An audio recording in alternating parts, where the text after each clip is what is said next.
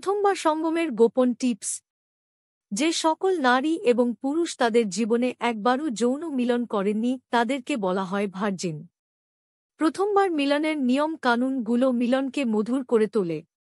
ছেলেদের ক্ষেত্রে এটি খুব একটা গুরুত্বপূর্ণ না হলেও মেয়েদের ক্ষেত্রে এটি অত্যন্ত গুরুত্বপূর্ণ। কারণ একজন মেয়ের ক্ষেত্রে প্রথমবার মিলনের সময় তার যোনিপথে কম বা বেশি রক্তক্ষরণ হতে পারে। যৌন মিলনের ধরন যদি প্রথমবার উগ্র বা ভুল হয়ে থাকে তবে সেটি অত্যন্ত বিপদের কারণ হয়ে দাঁড়াতে পারে মেয়েদের জন্য। তাহলে প্রথমেই ভাবুন সঙ্গমে ব্যথা লাগার ভয়টা নিয়ে, কিন্তু মনে রাখবেন ঠিকঠাক সহবাসে ব্যথা লাগার সম্ভাবনা প্রায় নেই। পুরোটাই আমাদের মনের ভুল। অতিরিক্ত টেনশন থেকেই আমাদের মনে হয় ওই বুঝিলেই গেল। দেশের খ্যাতনামা সেক্সোলজিস্টের মতে একটা টিটেনাস নিতে নাকি প্রথম সহবাসের চেয়ে বেশি ব্যথা লাগে। তাদের মতে যত বেশি ভয় পেয়ে মহিলারা কুঁকড়ে যাবেন ততই পেশি স্টিফ হয়ে ব্যথা বেশি লাগবে, কারণ তখন পার্টনারেরও পেনিট্রেশনে সমস্যা হবে। তাই নিজেকে রাখুন চাপমুক্ত। প্রয়োজনে করতে হতে পারে আধ ঘন্টারও বেশি সময় ধরে ফেয়ার প্লে। অনেকেরই প্রথম সহবাসের পর কয়েকদিন একটা ক্ষীণ ব্যথার অনুভূতি থাকে। তা নিয়ে অযথা উত্তেজিত হওয়ার কোনো কারণ নেই। প্রথম ব্যায়াম করলে শরীরের বিভিন্ন অঙ্গপ্রত্যঙ্গে কয়েকদিন ব্যথা থাকে, কারণ পেশিগুলো রিল্যাক্সড হওয়ার সময় নেই। ভ্যাজাইনার মাসলের ক্ষেত্রেও এই একই থিয়ারি কার্যকর পুরুষদের জন্য।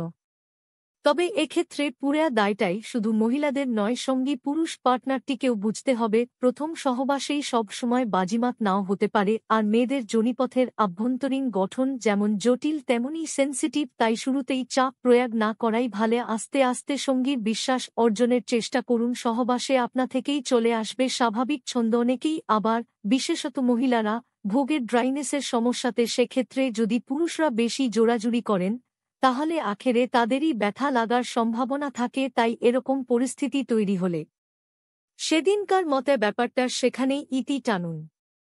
প্রথমবার মিলনের নিয়মের ক্ষেত্রে কি কি বিষয় লক্ষ্য রাখা উচিত? সত্যি বলতে আসলে প্রথম মিলনের নিয়ম বলে মেডিকেল সায়েন্সে কোন কিছু নেই, কিন্তু যেহেতু প্রথম সহবাসের সময় মহিলাদের রক্তক্ষরণের মতো ঘটনা ঘটে, সেক্ষেত্রে আমাদের কিছু সাবধানতা অবলম্বন করা উচিত। সুরক্ষিত যৌনতা। প্রথমবার সঙ্গমের সময় সুরক্ষিত যৌনতার দিকটি মাথায় রাখতে হবে। এক্ষেত্রে কন্ডোমের ব্যবহার ভুললে চলবে না।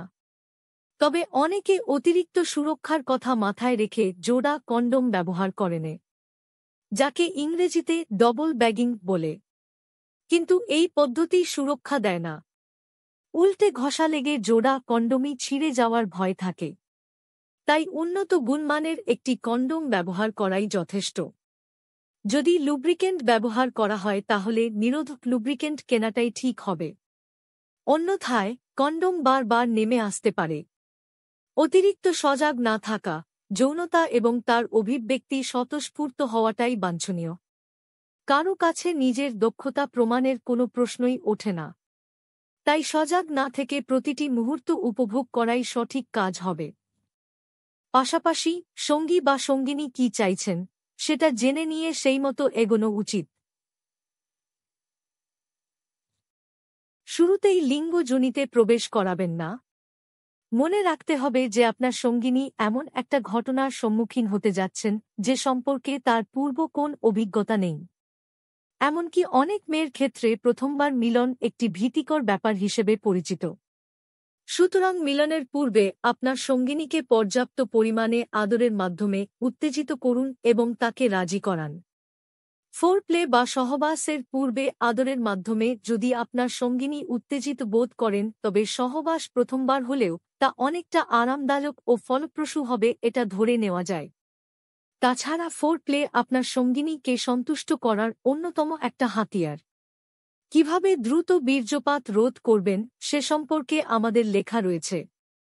যখন আপনার সঙ্গিনী রাজি হবেন তখন প্রথমে আপনার লিঙ্গ যোনিতে আস্তে আস্তে ঢুকানোর চেষ্টা করুন।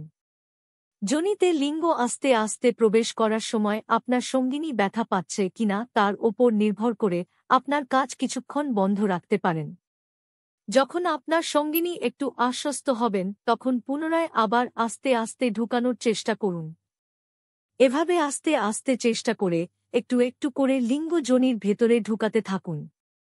এক সময় গিয়ে দেখবেন যে পুরো লিঙ্গ আপনার সঙ্গিনীর যোনির ভেতরে ঢুকে গেছে খুব বেশি ব্যথা পাওয়া ছাড়াই।